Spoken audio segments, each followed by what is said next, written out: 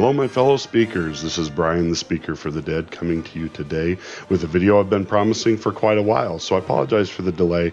I've actually recorded this video several times and just never felt like I got it quite right. And I wanted to get these right because they are kind of special to me in my heart. This is a continuation of my running series, Why Was Star Trek Great? This episode this is episode 3, and it deals with Star Trek the Motion Picture. Now, we're going to be going in chronological order of as things came out. So we started with TOS, the original series, and then the motion picture was the next thing to come out. And so we're just going to follow that pattern right through the TV shows and everything. So this is a film that kind of has a special place in my heart. This one gets a lot of crap from a lot of people. I'm going to try and stay too much out of the weeds of the story. If you've never seen Star Trek the Motion Picture, there's probably going to be a lot of spoilers in here for you. If you haven't seen it, you're nuts. You should go see it. But this one gets heavily criticized a lot. It seems like in fandom and from without fandom, and I've never understood that. It is different. The biggest thing to remember is with Star Trek, it's the cerebral person's science fiction. Okay, it was never designed to be about lasers and phasers and torpedoes and ships shooting, and it wasn't supposed to be this huge nonstop blockbuster big action sequencing film and stuff like that. And that's what made it great, is it's not the typical sci-fi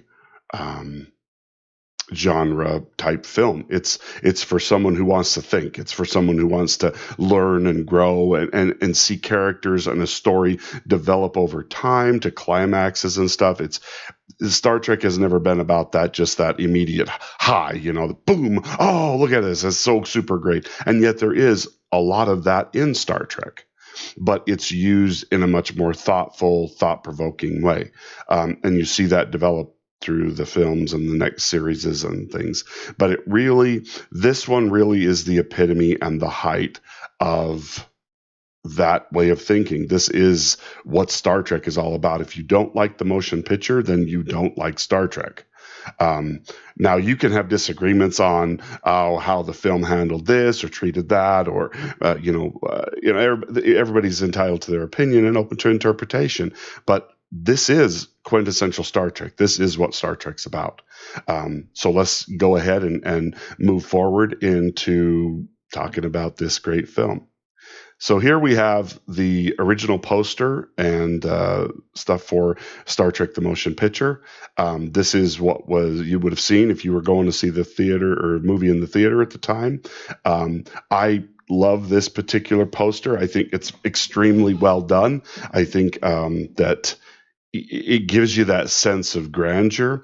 And if there's one thing that you could use to describe Star Trek the Motion Picture, it is grandeur.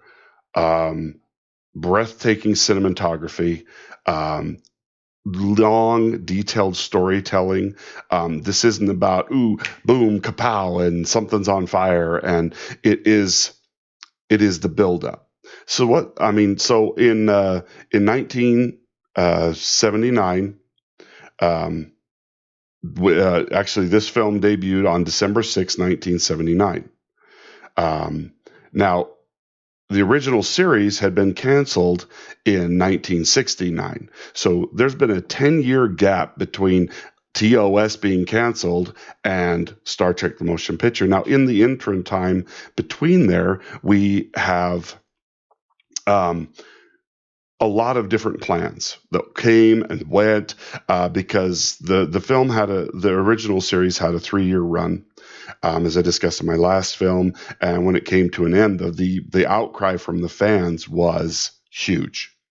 And suddenly, CBS, Paramount, and everybody that was involved with this realized, wow, this was way more popular than we think. And that's the crazy thing. When Star Trek was canceled, it was actually successful.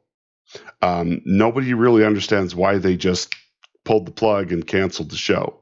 because if you go back and look at the ratings from the time, it was actually doing really well, and they just pulled the plug on it. Now, we don't know why. You can speculate all day long. Anyway, once it was canceled and the show was put into syndication, it garnered even a larger fan base, and the clamor for more Star Trek became to rose in almost instantly. And so they started talking about, okay, we need to do another series. And so they were going to start another series called Phase 2. And they had costumes and they had sets, and they were starting to kind of figure this all out.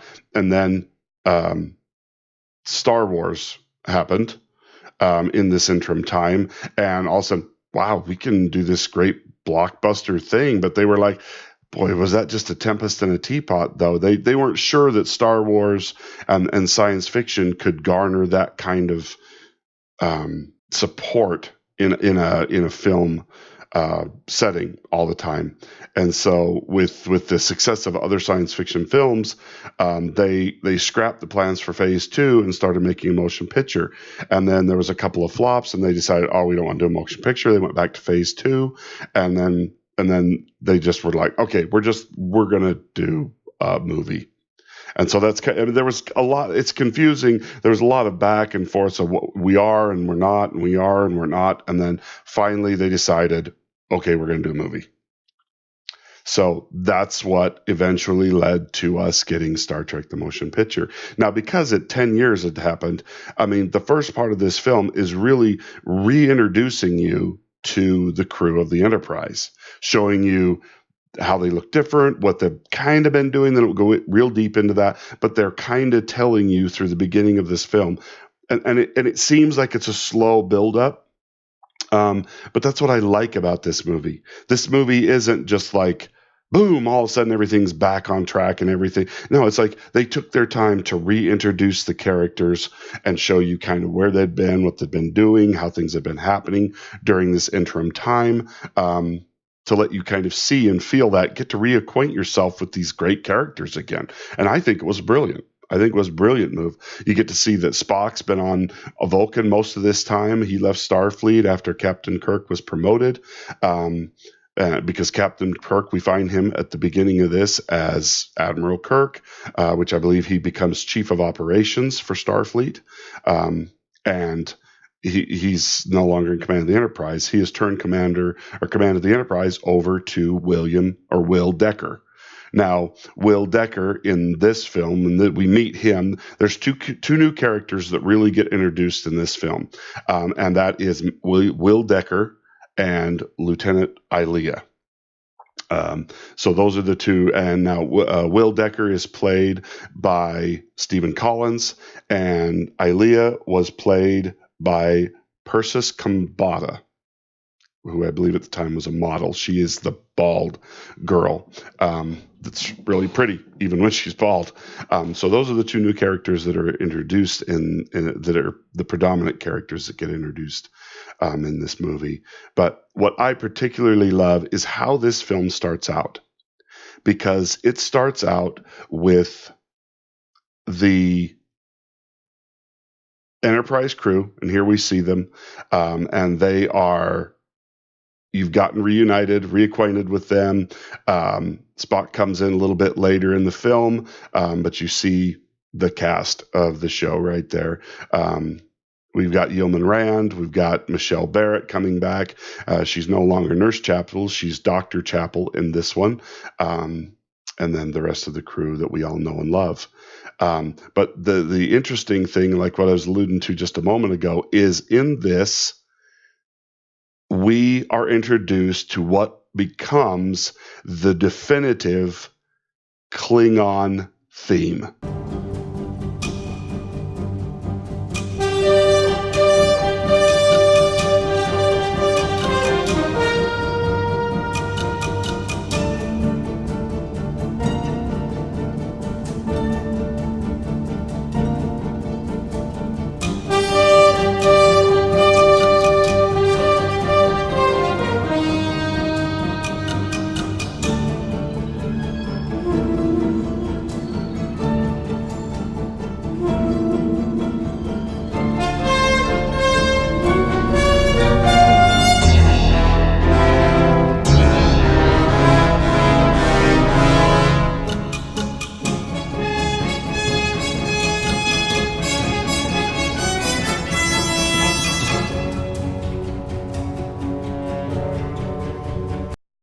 this becomes the theme that if you are it's instantly recognizable. As you hear that theme, boom, you think Klingons. And this goes from this point forward all the way through all the films, the next TV shows. I mean, and I don't know, I don't think it was being used later in the current stuff they're making now. I don't care. I don't watch that stuff.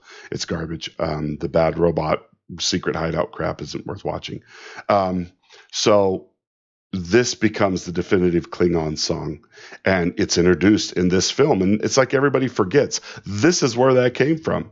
This is where that iconic song comes from that we identify with all Klingons from this point out. And it's in this beginning sequence where we see the Klingon ships battling a giant space cloud that in an epic fight sequence wipes them out.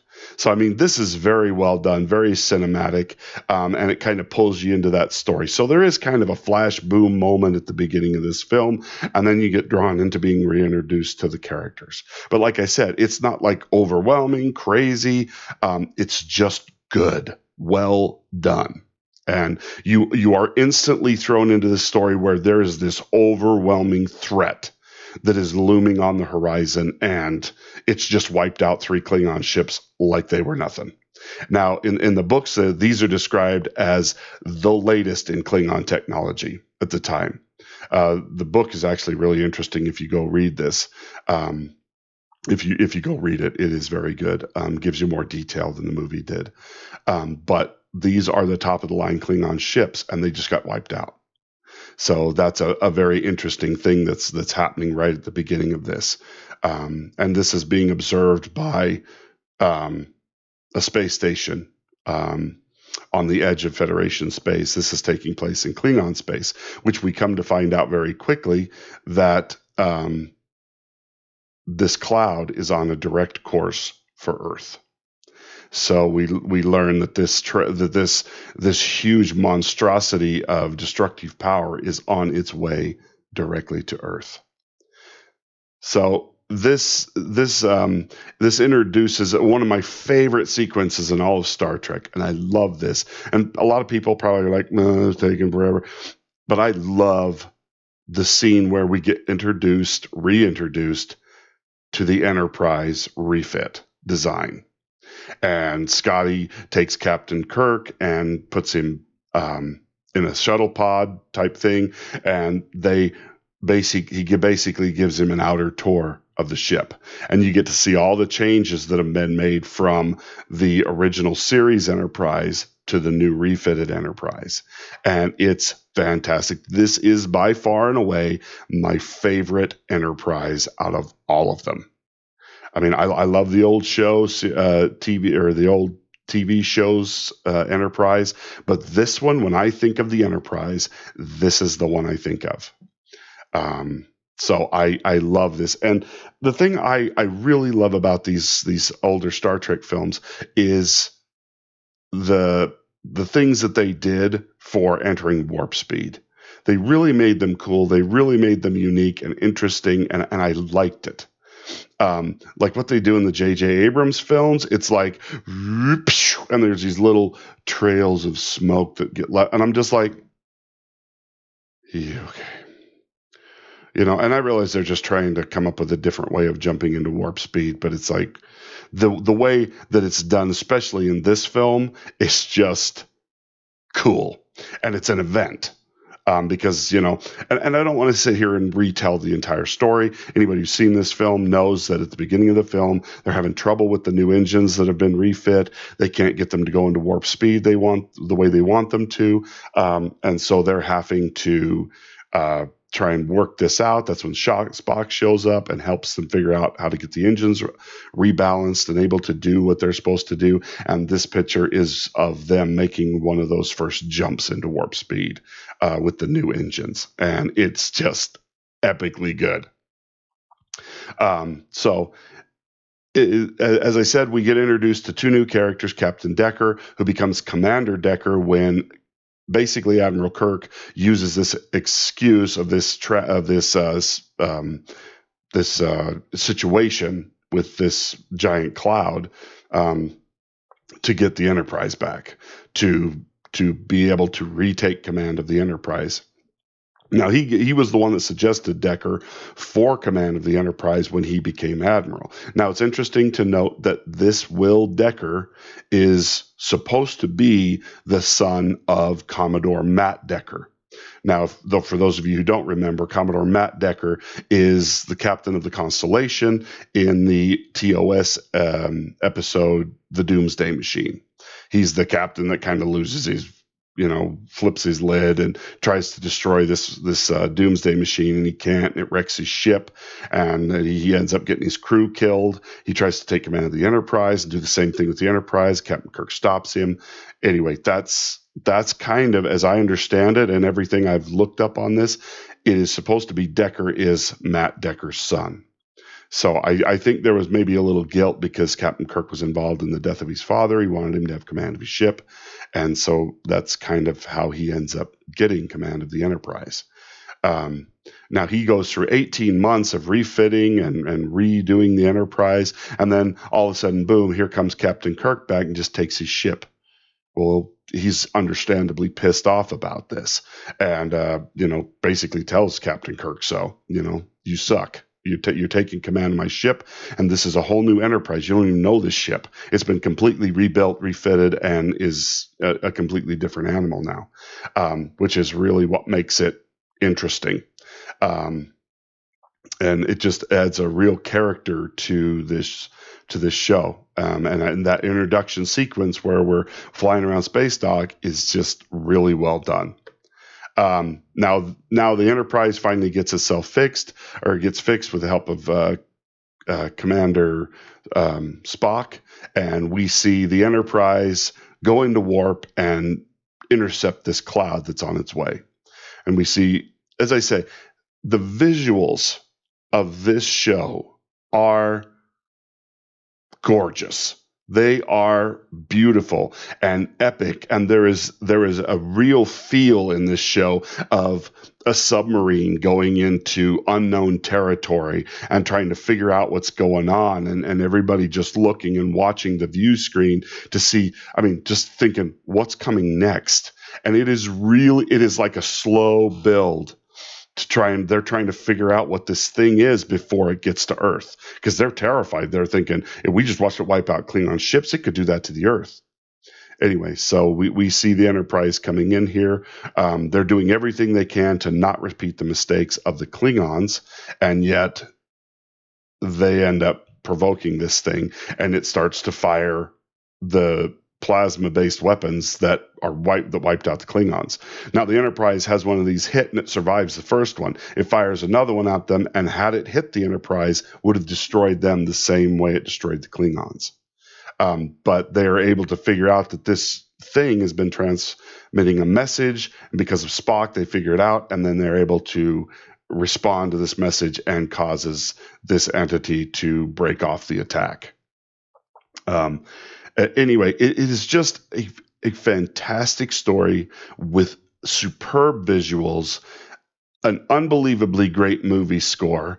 This movie score goes on to be tweaked just slightly and becomes the theme for the Next Generation film. That's how iconic the music and the direction and everything from this film was, and everybody bags on this film really terrible. Bad direction, bad this, but it's too slow, and it's just like, no, it's just about the right speed. This film was directed by Robert Wise. He was famous for doing West Side Story and The Sound of Music. So here he's this musical guy directing a science fiction film. But he had Robert Wise had a massive career of doing all kinds of different genre films, and so he's really well versed and really did a great job with this, I think. The costuming is great. The acting was very good on everybody's part. It is just really well done, and it's a tight film, in my opinion. And I'm not saying that just because it's Star Trek, but it's one of my favorite Star Trek films. Now, the story and the screenplay was written by Alan Dean Foster, who was a very well-known science fiction writer. He had written, I believe, some of the original episode screenplays for TOS, and the music that was made for this was composed by Jerry Goldsmith. Now, Jerry Goldsmith goes on to do several of the films, and like I said, takes part in the rewriting of it for Star Trek: The Next Generation. But it is just very well done, very well put together. The music and everything builds the tension in just the right way, and pulls you in, and it's got a very heroic feel to it. This story goes in some different ways that we've never seen before. One, the size of the threat coming to Earth is very dramatic. And you can see the Enterprise is a fairly large ship, and this is on the very edge of the cloud that this picture we're looking at here, and it's tiny. It's insignificant compared to the size of this cloud. On their maximum view screen setting, they can barely see the entire thing. That's how big this thing is. So we go on, and through the story, Ilea, we come to find out that Ilea is introduced right in the beginning before they leave space dock. She becomes the navigator on this particular voyage. She is what is called a Deltan, and it comes very quickly known that Will Decker and her had a relationship when he was stationed on her planet years ago, similar to what we see later on in Next Generation with Will Riker and Counselor Troy. In fact, I think that's where they got the idea from for the Next Generation, was this film.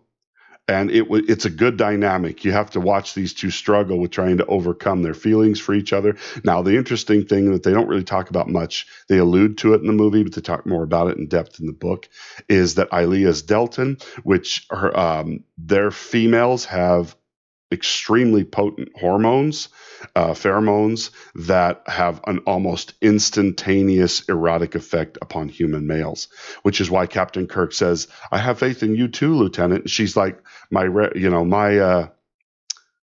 oath of celibacy is on the record, Captain.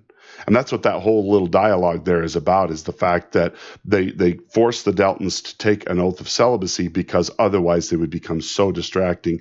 It's the similar situation to what would happen if a woman got thrown onto a submarine. They don't allow women to serve on submarines because it's too distracting. You are in this bottled up can for months and months at a time, and it would be far too much pressure on all this boatload of sailors not to be constantly trying to hit on a woman or being distracted by the woman this entire time during a voyage.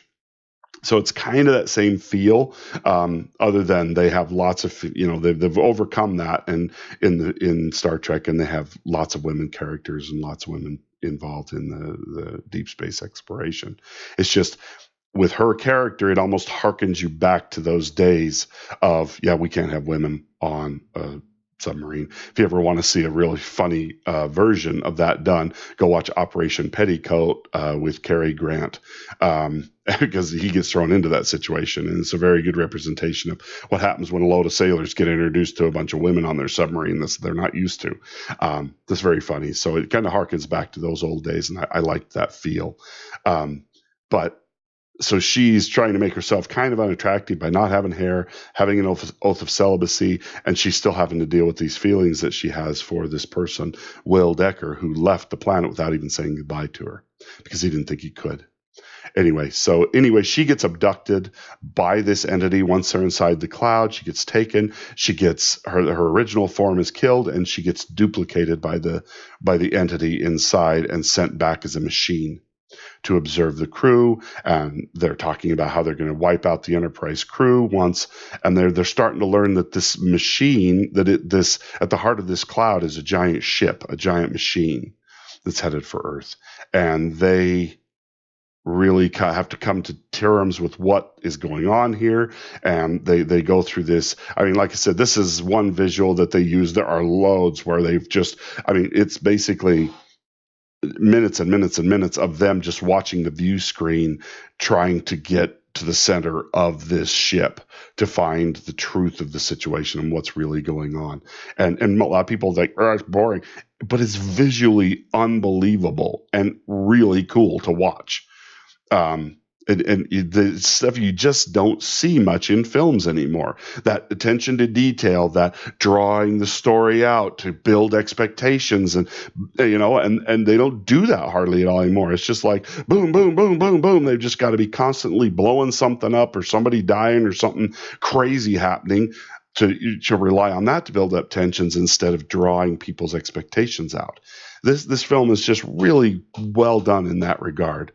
Like I say, the visuals are very beautiful, especially once they went back and kind of updated some of the special effects. They kind of remastered some of these things and made them more expansive. Kind of the same thing like what George Lucas did with the Star Wars trilogies, except they did it right in Star Trek. They didn't go back and change basically everything and try and rewrite everything, which George did, and they didn't do it without Star Trek. They stayed true to the director's visions for what this movie was supposed to be. Anyway, so Ilea is captured. This particular picture that we're looking at here is the one where Spock has entered the machine to try and figure out what's going on. He finds this huge image. He mind melds with the large red sensor node that's on the bottom of this giant statue to try and figure out what's going on. And that's when we finally realize that this alien, this ship, this machine, is seeking for its creator. Spock comes back into the show mainly because he feels drawn to this machine, this entity that's coming, and he couldn't find what he wanted while he was on Vulcan. He was undergoing the Kolinar, as Dr. McCauley calls it, Kolinar. The Kolinar discipline, which is supposed to purge all emotions, and it doesn't work for him. It just doesn't. He doesn't feel like he finds what he really needs to find there, and so he tries to go out and he meets up with the Enterprise, trying to figure out what this entity is with them. And he ends up going in, almost getting killed, but he learns some very powerful things about what's really happening there. So they end up figuring out that this machine, this entire vessel, was built and sent to Earth because Voyager 6, this probe that you're seeing, one of the old Voyager series probes that was launched way back in the 60s, 70s, fell into a black hole, emerged on the other side, and was found by this machine. And what I think it was, they call it a black hole, but I think it was more than likely a wormhole that it fell through, disappeared into the other side of space, and was found by a machine planet that found this, thought it was one of their own, built this ship for it to basically find its way back to Earth. And on its way back, it achieved consciousness sheerly by the amount of information it had collected. That was its mission, its programming. Learn all that is learnable, return it to your creator. And this is where we see the main characters of the crew figuring this out and coming to terms with what's happening here. V'ger at that point can't accept the fact that humans built it, that they're the creator, and it tries to destroy the Earth until they figure out what it really wants, which is to become one with its creator, essentially to become one with the human being, which it accomplishes. But by so accomplishing it, the ship self-destructs. We never get to learn any of the information that the Voyager had accumulated through all this time. But like I say, the visuals, the spectacle of this particular sequence of events is really well done. And I really, really like this. Anyway, it causes the giant ship to explode around the Enterprise, and it dissipates everything around the Earth, and we see the Enterprise emerge from it afterwards. Because Ilea, the machine, and Decker merge with V'ger to fulfill this machine's desire to become one with its creator. And the sad thing is this story was never followed up. We never figure out what happened to this probe and Decker, and were they able to evolve into a more advanced form of life? What happened? It's kind of an interesting thing that we never really discovered. Now, it's been suggested in later time that it was the Borg that found this probe and sent it back. That never made any sense to me, because it's like, I don't think so. That's not really the way the Borg operated. Now, maybe it did. Maybe they did before they changed it to what they were. We don't know. That's just speculation that people like to talk about. Ooh, maybe it's this, maybe it's that, blah blah blah. Anyway, so, and once again, this is one of my favorite views of this ship. It's such an iconic ship. I love it. Um, and then here we're back to the original crew. So Decker and Ilea are only in this one film. You never see them again. This movie is great. Now, I know this might sound strange, but I know I love a movie when I can fall asleep to the movie, because I know it so well. It's like having an old friend, and it actually is like a comfort to lay down and go to sleep listening to this movie. I used to dream of Star Trek when I would watch this film while I was going to sleep. And who doesn't want to have a dream where they're in Star Trek? Okay, maybe that's just a nerd thing. But I'll admit, in a lot of ways, I'm a nerd, and I'm okay with that. I'm proud of that. I like comic book stuff. I like superheroes. I like Star Trek. I like science fiction. But I also like John Wayne and Westerns and stuff. So don't try and put me in a box. But this is an epic film. It is an amazing achievement, and it relaunched Star Trek, reintroduced us to the characters, and gave us a series of films from this that just are fantastic. They are epic, and it's the real Star Trek. When Gene Roddenberry was alive, and he was making sure this story stayed on track, and it was what he always wanted it to be, not like what we're getting now. Like I say, and I know I harp on that quite a bit, that everything we've got since 2009 is just garbage. It's just woke, politicalized junk that Gene Roddenberry would be disgusted by, in my opinion.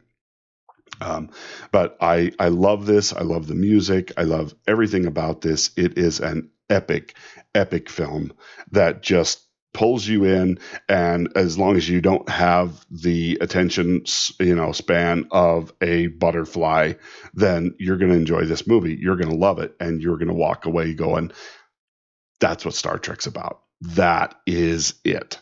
So anyway, I hope you've enjoyed this review. I hope you've enjoyed my opinion on this. I would love to hear your opinions on this, where you think I got it right, where you think I got it wrong, because I don't think I'm the definitive person to speak on this, and I'm not trying to run a documentary. I'm trying to tell you how I felt about this film and what made this film great to me. So this is just one man's opinion, but I love this movie. So agree or disagree, I'd love to hear from you. We're going to be doing more of these. This is going to be my continuing running series until I get all the way up through what they started to do in 2009. And I may even touch briefly on what they did through Star Trek in 2009, and kind of show you the differences and where things went really wrong. So anyway, thanks for watching. Please hit that like button, subscribe, share with your friends, help them see why people love Star Trek and what Star Trek was truly meant to be about. And as I say, comment and engage with me. As you can see on the screen here, from right here, apologize, I'm trying to point at the right place. You can contact me on Twitter at Brian the Speaker, and I would love to hear from you and have you as a follower, so that we can carry on learning more about what we both like and don't like. So, because that's what makes fandom fun. It is the fun, good-natured, good-hearted conversations that some people seem to be able to be involved in nowadays. Most people spend their time trying to crap on somebody else, but let's not do that. Let's be the fans that every series wants, because that's how we show what we truly love about these series and what it is that makes them truly great. I hope you have a great day. Get out there and make the most of it. And we will talk to you next time. Thanks for watching.